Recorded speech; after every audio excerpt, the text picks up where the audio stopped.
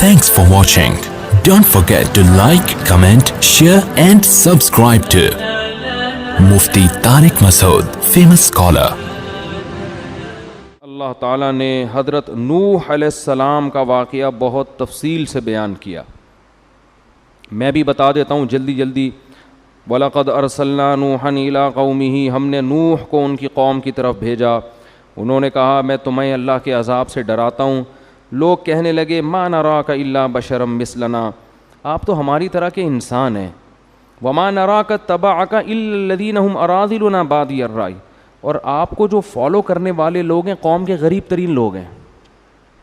قوم کے غریب ترین, کوئی سردار مالدار آپ کے ساتھ نہیں ہے, خود بھی مسکین, پبلک بھی مسکین. تو یہ ہماری سمجھ میں نہیں آتا. وَمَا نَرَىٰ لَكُمْ عَلَيْنَا مِنْ فَضْلٍ, ہم نہیں دیکھتے کہ آپ کو ہم پر کوئی فضیلت ہو. قال یا قوم, حضرت نوح علیہ السلام نے کہا کہ دیکھو میں اپنے رب کی طرف سے دلیل پر ہوں, میری دلیل کو دیکھو, میری غربت کو مت دیکھو. اور کہنے لگے لا اسألکم علیہ مالا, میں تم سے اس دین کی تبلیغ پر پیسوں کا مطالبہ نہیں کر رہا, اس میں میرا کوئی ذاتی مفاد نہیں ہے. اور من ینصرنی من اللہ ان طردتہم, ان غریبوں کو اگر میں اپنی محفل سے نکال دوں گا تو مجھے اللہ کے عذاب سے کون بچائے گا. یہ آواز گونج رہی ہے, اس مائک کو سیٹ کریں یار, گونج رہی ہے نا آواز, کل بھی بہت خراب آواز گئی ہے. تو میں ان غریبوں کو اپنی محفل سے نہیں نکال سکتا. تو اسلام کی دعوت سب کے لیے بھائی, امیر غریب سب برابر ہیں اس میں. اور میں تم سے یہ نہیں کہتا کہ میرے پاس اللہ کے خزانے ہیں, نہ میں غیب کا علم جانتا ہوں, نہ میں فرشتہ ہوں. اور جن غریبوں کو تم دیکھ کے کہتے ہو نا کہ یہ کسی کام کے نہیں ہیں, میں ان کے بارے میں یہ نہیں کہتا کہ اللہ ان سے راضی نہیں ہے. ہو سکتا ہے اللہ ان کو بہت نوازے گا ان کے ایمان اور عمل کی وجہ سے. تو اللہ فرماتے ہیں 950 سال نوح علیہ السلام دعوت دیتے دیتے دیتے دیتے یہاں تک پہنچ گئے کہ قوم پھر ایک دن آپ سے کہنے لگی یا نوح قد جادلتنا فاکثرت جدالنا, اے نوح تو نے جھگڑا کیا اور بہت ہی کر لیا. 950 سال ہو گئے ہماری تیری بحث کو. تو یہ کہتا ہے کہ ان بتوں کی عبادت چھوڑ دو, ہم کہتے ہیں باپ دادا سے کرتے آ رہے ہیں.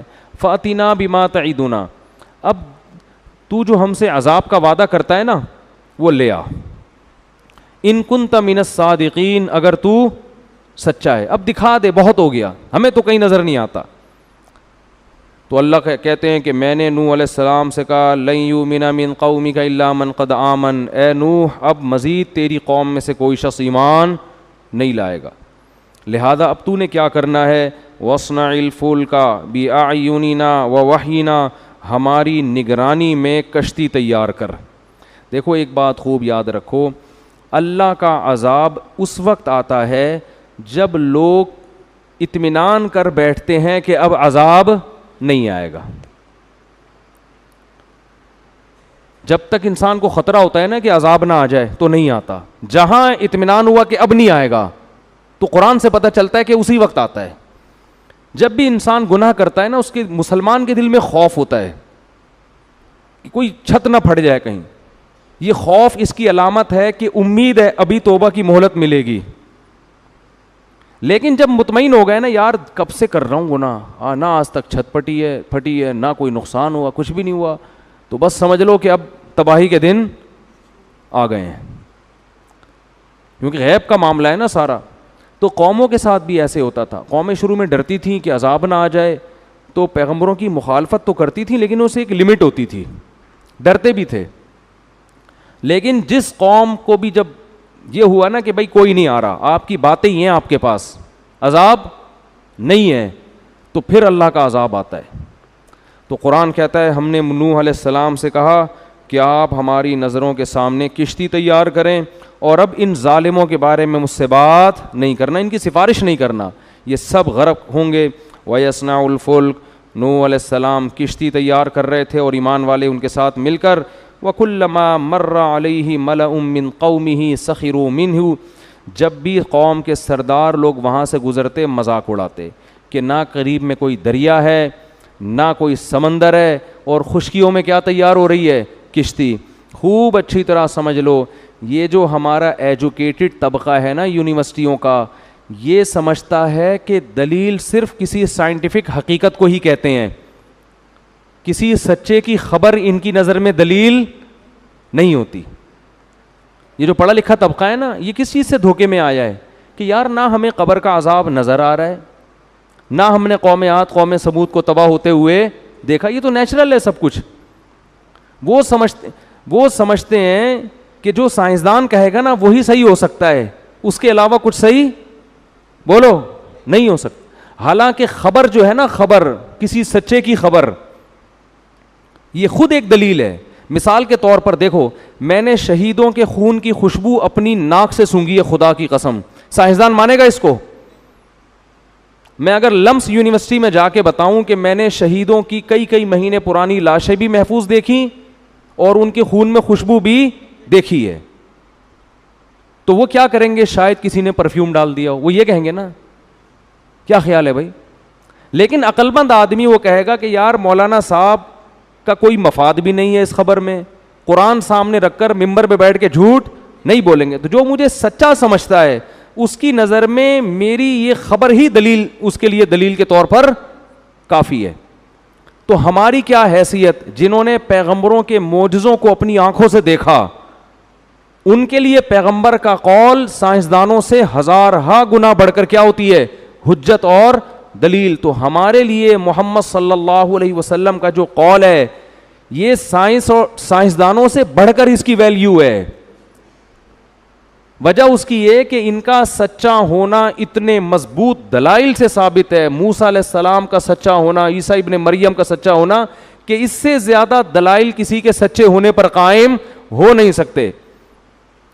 تو اب وہ بیوقوف لوگ, انہیں چاہیے تھا کہ 950 سال جو پیغمبر تبلیغ کر رہا ہے اور اس میں ان کا اپنا مفاد نہیں ہے, کوئی مفاد نہیں ہوتا تو 950 سال کون لگا رہتا ہے بھائی کسی کے پیچھے؟ کچھ بھی نہیں مل رہا, نہ کوئی ہدیے مل رہے ہیں, نہ کوئی نذرانے مل رہے ہیں, کخ بھی نہیں مل رہا. اور دوسری بات یہ کہ ان کی باتیں بھی ٹھیک ہیں, جتنی باتیں کر رہے ہیں یہ کیا کر رہے ہیں؟ صحیح کر رہے ہیں کہ پتھروں کے بنے ہوئے بتوں کی عبادت مت کرو. بات بھی صحیح ہے, بندہ بھی ٹھیک ہے, تو اس سے بڑی کیا دلیل ہوگی کہ یہ سچ بول رہے ہیں؟ تو اب عقل مندی کا تقاضا تھا کہ وہ جب یہ کہتے کہ طوفان آنے والا ہے اور اللہ آسمان سے بارشیں برسائے گا, طوفان برسائے گا, جو کشتی میں بیٹھ جائے گا وہ بچ جائے گا, جو نہیں بیٹھے گا وہ نہیں بچے گا, تو عقل مندی کا تقاضا تھا کہ مان لیتے کہ بھائی یہ جو خبر دے رہے ہیں ویسا ہی ہوگا, اللہ کچھ کرنے کے لیے سائنس کا محتاج نہیں ہے.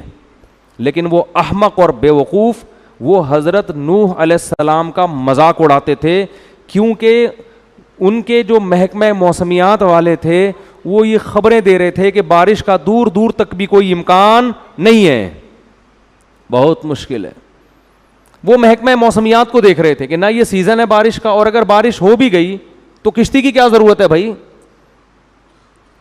یہ ہے ٹیکنیکل فالٹ جو آج ہمارے لبرل طبقے میں پایا جاتا ہے. تو کہہ رہے تھے بارش کہاں سے, اور ہو بھی گئی بارش. محکمہ موسمیات کی خبریں جب آج غلط نکلتی ہیں تو اس وقت بھی ہو سکتا ہے نکلتی ہوں. ان کے جو محکمہ موسمیات تھے نا وہ ایسے ہی پہاڑوں پہ ادھر ادھر دیکھ کے, موسم تو ہوتے ہیں نا بارشوں کے, اس سے ہی اندازہ ہو جاتا ہے کہ ابھی یہ کون سا سیزن چل رہا ہے بارش کا. تو اس لیے قرآن کہہ رہا ہے وہ بجائے ڈرنے کے کہ اب تو واقعی عذاب آ رہا ہے, اب تو یہ کشتی بنا رہے ہیں, طوفان کی خبریں آ رہی ہیں, تو قرآن کہہ رہا ہے کلما مر علیہ ملأ من قومہ سخروا منہ, جب بھی قوم کے سردار گزرتے نا مذاق اڑاتے.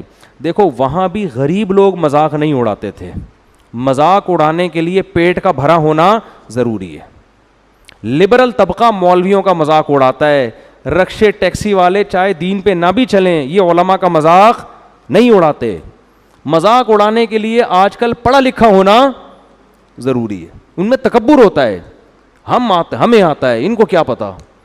پیٹ بھرا ہو, گاڑی ہو, اچھا گھر ہو تو ہری ہری انسان کو سوچتی ہے, دولت آتی ہے نا تو تکبر بھی ساتھ ساتھ آتا ہے. تو قرآن کہہ رہا ہے کہ جو قوم کے بڑے بڑے لوگ تھے, چھوٹے موٹے نہیں, غیر مسلموں میں چھوٹے بھی تھے, لیکن الملا بڑے بڑے جو قوم کے لوگ تھے نا وڈیرے ٹائپ کے, وہ جب بھی گزرتے نوح علیہ السلام کو دیکھتے کہ کشتی بنا رہے ہیں, لوگ بھی بنا رہے ہیں, سخروا منہ, تو تمسخر کرتے, مذاق اڑاتے. ان کو دیکھو مولویوں کو کیا ہو گیا, ان کو سمجھ رہے ہیں, ان کو دیکھو کیا ہو گیا ہے.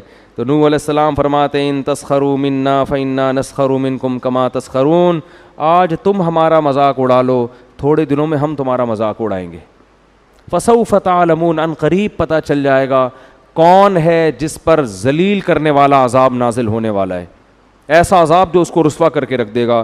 قرآن کہہ رہے حتی اذا جاء امرنا، یہاں تک کہ جب ہمارا حکم آ پہنچا، وفارت تنور، اور زمین میں جتنے تنور تھے نا، دراڑیں تھیں زمین میں، جتنے سوراخ تھے، سب سے پانی ابلنا شروع ہو گیا. فارا کا مطلب ہوتا ہے ابلنا. اتنی اسپیڈ سے پانی نکلنا شروع ہوا ہے، زمین کے چشمے اللہ نے جاری کر دیے سارے، زمین سے پانی اگلنا شروع ہوا، اور آسمان سے پانی اللہ نے انڈیلنا شروع کر دیا. اتنی تیز بارشیں اور زمین سے بھی پانی اگلنا شروع. فرمایا قل نحمل فیہا من کل زوجین اثنین، اے نوح اس کشتی میں جتنے بھی جانور ہیں ان میں ایک ایک جوڑا رکھ لیں، کیونکہ انسانوں کے ساتھ پانی اتنا زمین پہ آئے گا کہ اس میں سارے جانور بھی ہلاک ہو جائیں گے. تو یہ جتنے جانور ہمیں نظر آتے ہیں نا، یہ سب ان جانوروں کے آل اولاد ہے جو نوح علیہ السلام کے ساتھ کشتی میں سوار ہوئے تھے، الا یہ کہ پانی کے جانوروں. تو بہت بڑی کشتی بنائی، اور سارے، یا ہو سکتا ہے کچھ جانور اللہ نے بعد میں پیدا کیے ہوں، تو خیر جوڑے رکھ لیے اس میں. فرمایا ومن آمن، اور جتنے لوگ آپ کے ساتھ ایمان لائے ہیں نا ان کو بھی اس کشتی میں سوار کر لیں. وقال ارکبوا فیہا بسم اللہ مجریہا ومرساہا، اور اللہ نے فرمایا اس کشتی میں بیٹھ کر اللہ سے دعا مانگو کہ اللہ ہی کے نام سے اس کا چلنا ہے اور اللہ ہی کے نام سے اس کا رکنا ہے. یہ دعا ہے کشتی میں بیٹھنے کی بھی اور گاڑی کی بھی. لوگ گاڑی میں بیٹھ کے یہ دعا پڑھتے ہیں سبحان الذی سخر لنا ھذا وما کننا لہ مقرنین، یہ بھی ٹھیک ہے، لیکن گاڑی کی مشابہت کشتی سے زیادہ ہے. اس پہ کیا دلائل ہیں وہ ایک الگ ٹاپک ہے، اس لیے یہ والی دعا پڑھنی چاہیے، وہ بھی پڑھ لیں یہ بھی پڑھ لیں. تو ان ربی لغفور الرحیم، قرآن کہہ رہا ہے وہی تجری بہم فی موج. اب آپ دیکھو وہ غیر مسلموں نے دیکھ بھی لیا کہ کوئی محکمہ موسمیات کی خبر نہیں تھی، پھر بھی زمین سے پانی بھی اگل رہا ہے اور آسمان سے بھی گر رہا ہے، پھر بھی ان کو عقل بولو نہیں ہے کہ یار یہ اتفاق ہے، تیز بارش ہو رہی ہے.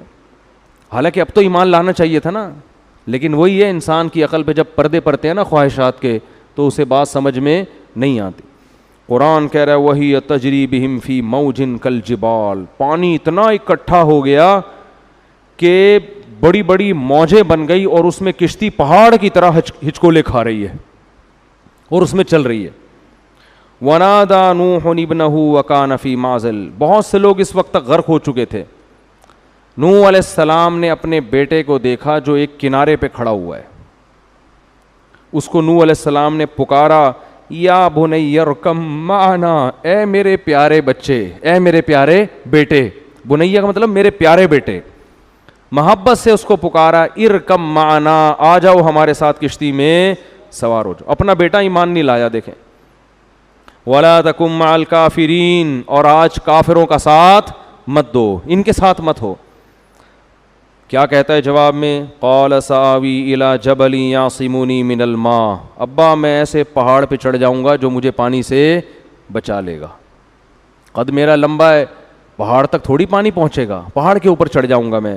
قال لا عاصم اليوم من امر اللہ، فرمایا ہے میرے بیٹے آج اللہ کے اس عذاب سے تجھے کوئی نہیں بچا سکتا، صرف وہی بچے گا مر رحم، جس پر اللہ کا رحم ہوگا. یہ وہ طوفان نہیں ہے جو نارملی آیا کرتے ہیں جن میں پہاڑوں پہ چڑھنے سے بچت ہو جاتی ہے، یہ وہ نہیں ہے. یہ اللہ نے قوم کو تباہ کرنے کا ارادہ کیا ہے. اللہ فرماتے ہیں ابھی یہ آپس میں نوح علیہ السلام اور ان کے بیٹے کا مکالمہ چل رہا ہے. وحال بینہم الموج، ایک بہت بڑی لہر آئی ہے. فکان من المغرقین، اور اس لہر نے نوح علیہ السلام کے بیٹے کو پانی کے اندر غرق کر دیا، پوری قوم کو تباہ کر دیا اللہ نے. اور قرآن میں دوسرے مقام پر آتا ہے اغرقوا فادخلوا نارا، پانی کے اندر غرق کیا اور آگ میں داخل کر دیا. پانی کے اندر غرق کیا اور فا کہتے ہیں تعقیب مع الوصل، فوراً کوئی کام ہو. ادھر پانی میں غرق ہوئے, ادھر فوراً آگ میں داخل. اس سے علماء نے استدلال کیا ہے کہ عذاب قبر کے لیے قبر میں دفن ہونا ضروری نہیں ہے. اگر کسی کی لاش کو آپ پانی کے اندر بھی پھینک دیں گے, اللہ اسی پانی کے اندر قبر کا عذاب اس کے لیے پیدا کر دے گا. اور قبر کے عذاب میں آگ ہوتی ہے, اسی پانی کے اندر اللہ اس کے لیے آگ کا انتظام کریں گے. یہ بالکل ایسے ہی ہے جیسے آپ ایئر کنڈیشن روم میں سو رہے ہو اور آپ کو خواب میں پھانسی کے گھاٹ پہ لے جایا جا رہا ہو, خواب میں آپ کو آگ میں ڈالا جا رہا ہو, تو کس قدر تکلیف ہوگی آپ کو, حالانکہ آپ کی باڈی کہاں رکھی ہوئی ہے, اے سی ایئر کنڈیشن ٹھنڈی جگہ پہ رکھی ہوئی ہے, برف میں آپ لیٹے ہوئے ہیں. تو جیسے سوتا ہوا آدمی, اس پر جو گزر رہی ہوتی ہے وہ سوتا ہوا آدمی جانتا ہے, ایسے ہی مرنے کے بعد آپ قبر کے اندر ہوں یا پانی کے اندر ہوں, لیکن آپ پہ جو گزرتی ہے وہ آپ جانتے ہیں اور آپ کا رب جانتا ہے. اللہ ہم سب کو اس عذاب قبر سے محفوظ رکھے. فرعون کے بارے میں بھی ہے, فرعون تو ہمیں عجائب گھر میں نظر آتا ہے لیٹا ہوا, قرآن کہہ رہے ہیں نہیں, النار ایک آگ ہے, یعرضون علیہا غدوا وعشیا, اس آگ میں اس کو صبح بھی جلایا جاتا ہے اور شام بھی جلایا جاتا ہے. ویوم تقوم الساعہ, اور جس دن قیامت قائم ہوگی, ادخلوا آل فرعون اشد العذاب, حکم ہوگا کہ اس سے بڑی آگ میں اس کو داخل کر دو. برزخ تو کم درجے کا عذاب ہے, جہنم اس سے بڑی چیز ہے. اللہ ہم سب کو محفوظ رکھے. تو فرمایا فکان من المغرقین وقیل یا ارض ابلعی ماءک, اتنا پانی تھا نا زمین میں, اتنا پانی پیدا ہو چکا تھا کہ قرآن کی بلاغت دیکھو. اب ایسا نہیں ہوا کہ اللہ نے زمین کو حکم دیا ہو کہ پانی آہستہ آہستہ, جیسے بہت زیادہ پانی جب کھڑا ہو جاتا ہے تو اس کو ختم ہونے میں بھی کئی مہینے لگتے ہیں, پانی جذب ہونے میں, ہوا میں اڑنے میں, دھوپ بخارات بن کے.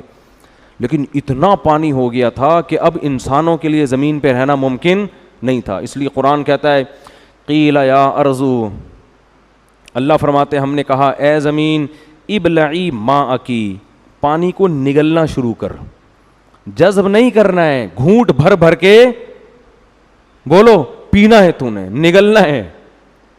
وَيَا سَمَاءُ أَقْلِعِي, اور آسمان سے اتنا پانی برس رہا تھا کہ اللہ نے آسمان کو تھمنے کا حکم نہیں دیا, کیونکہ اتنا پانی جب برستا ہے تو تھمتے تھمتے بھی بہت برس جاتا ہے.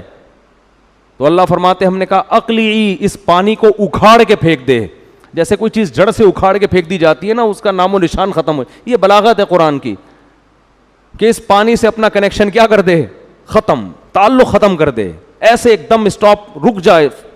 اس طرح سے اس پانی کو اپنا تعلق اس سے کیا کر دے, جیسے درخت جڑ سے اکھاڑ کے پھینکا جاتا ہے نا. یہ بلاغت ہے قرآن کی کہ اتنا پانی تھا کہ اس کو روکنے کے لیے آسمان کو حکم دیا جا رہا ہے کہ اس کی جڑیں جڑ سے اکھاڑ دے, اس کو ذرا بھی نام و نشان باقی نہ رہے, ورنہ تباہ ہو جائے گی زمین. اور اے زمین ابلعی, اس پانی کو کیا کر, نگل, گھونٹ بھر بھر کے. فرمایا وغیض الماء, پانی سارا زمین میں خشک ہو گیا. وقضی الامر, اور اللہ نے جو فیصلہ کرنا تھا وہ کر دیا. واستوت علی الجودی, اور جودی ایک پہاڑ تھا, اس پہاڑ پہ نوح علیہ السلام کی کشتی جا کے ٹھہر گئی.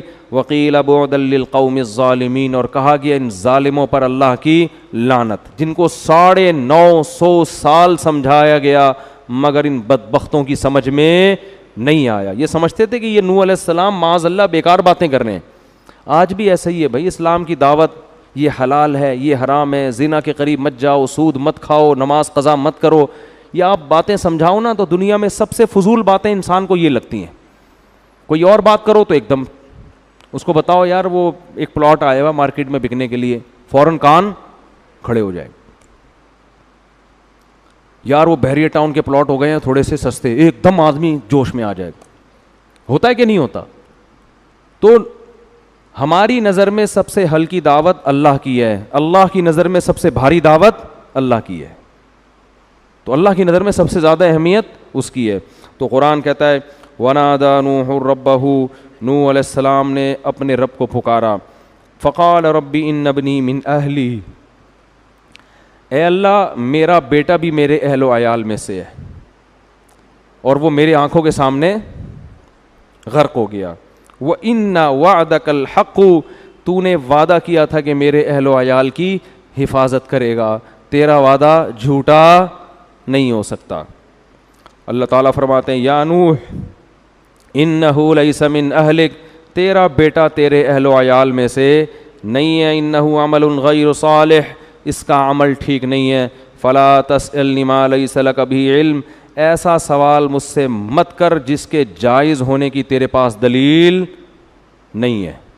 انی اعظک ان تکون من الجاہلین, اے نوح میں تجھے نصیحت کر رہا ہوں تاکہ تو ناسمجھ لوگوں میں سے نہ ہو جائے. حضرت نوح علیہ السلام کو اندازہ ہوا کہ اللہ میرے اس مطالبے پہ شدید غضبناک ہوئے, فوراً توبہ استغفار کرنے لگے. اعوذ بک ان اسألک ما لیس بہ علم, اے اللہ میں تیری پناہ مانگتا ہوں کہ میں تجھ سے ایسی دعا مانگوں جس کے جائز ہونے کی میرے پاس دلیل نہ ہو. وَإِلَّا تَغْفِرْ لِي وَتَرْحَمْنِي, اگر تو نے میرے اس دعا پر میری مغفرت نہ کی اور مجھ پہ رحم نہ کیا, اکم من الخاسرین, میں خسارے والوں میں سے ہو جاؤں گا. مغفرت کر رہے ہیں کہ میں نے یہ دعا کیوں مانگی. قیل یا نوح اہبط بسلام منا, اللہ فرماتے ہیں ہم نے نوح سے کہا ہے نوح اہبط, اتر جا اب زمین پر. نوح علیہ السلام کا طوفان وہ تھا جس میں ساری دنیا کے سارے انسانوں کو اللہ نے ہلاک کر دیا تھا, یا تو اس لیے کہ طوفان پوری زمین پر آیا, یا اس لیے کہ اس وقت دنیا کی آبادی اسی ایریے میں تھی, سب لاکھوں لوگ تھے, سب ہلاک ہو گئے. اللہ کہتے ہیں ہم نے نوح سے کہا کہ آپ سلامتی کے ساتھ اتر جائیں. وبرکات علیک, اب اللہ کی آپ پر برکتیں ہوں گی کیونکہ زمین گناہوں سے پاک ہو گئی ہے. وعلی امم ممن معک, اور جو لوگ آپ کے ساتھ ہیں ان پر بھی اللہ کی برکتیں. تو نوح علیہ السلام کے 3 بیٹے تھے اس میں, حام, سام اور یافس, جن کے نام آسمانی کتابوں میں لکھے ہوئے ہیں. آگے جتنی بھی نسل چلی ہے وہ ان 3 بیٹوں سے چلی ہے. تو اسی لیے حضرت نوح علیہ السلام کو آدم ثانی کہا جاتا ہے, دوسرے آدم. ہم سب کا شجرہ نسب نوح علیہ السلام سے جا کے ملتا ہے, کسی کا حام سے, کسی کا سام سے, کسی کا یافس سے. اب پتہ نہیں آپ کس ان میں سے, ہو سکتا ہے ہمارے چچا زاد بھائی بیٹھے ہوئے ہوں یہاں پہ آپ ٹھیک ہے نا. وہ تینوں بیٹے پھیل گئے تھے دنیا میں, پھر وہ ایک شیعہ ذاکر ہیں, انہوں نے تو پھر اتنی لمبی نسل ان کی چلائی ہے کہ وہ ایک بیٹی ملیشیا تھی, اس کا نام ملیشیا پڑ گیا, پھر ایک کراچی آئی تو اس کا نام, وہ تو پورا ان کا پروگرام تھا نا جن کا انتقال ہو گیا, وہ تھوڑا زیادہ ہو گیا تھا, ٹھیک ہے نا. وہ تھوڑا کیا ہو گیا تھا کہ وہ پھر ایک بیٹا وہاں چلا گیا, پھر اس کی ایک بچی کی شادی ہوئی, وہ وہاں گئی تو اس کا نام ملیشیا تھا, تو اس کا نام ملیشیا پڑ گیا, تو کراچی وہ پورا انہوں نے رپورٹ پیش کی ہے. بہرحال تو اللہ فرماتے ہم نے نوح سے کہا کہ آپ پر اللہ کی برکتیں. وَأُمَمٌ سَنُمَتِّعُهُمْ, اور ایک قوم ہوگی جن کو ہم فائدہ دیں گے اور پھر ان کو بھی یہی دردناک عذاب پہنچے گا, کیونکہ ابھی تو یہ صحیح چلیں گے, آہستہ آہستہ ان کی نسل میں پھر نافرمان لوگ پیدا ہونا شروع ہو جائیں گے. جیسے تبلیغ میں جب چلہ لگا کے آؤ نا, 4 دن تک تو ایسا لگتا ہے اس سے زیادہ نیک دنیا میں کوئی پیدا ہوا ہی نہیں ہے, تھوڑے دنوں میں پھر وہیں ڈرامہ دیکھ رہا ہوگا بیٹھ کے. اعتکاف میں 10 دن لگا کے جاتے ہیں, ایسا لگتا ہے فرشتہ پیدا ہو گیا ہے. 1 ہفتے کے بعد اس کو خود تعجب ہوتا ہے مجھے ہو کیا گیا یار, میں تھا کیا. پھر وہی فلمیں, ڈرامے, یہ سب چیزیں. تو یہ انسان پہ غفلت کے پردے پڑے ہوئے ہیں.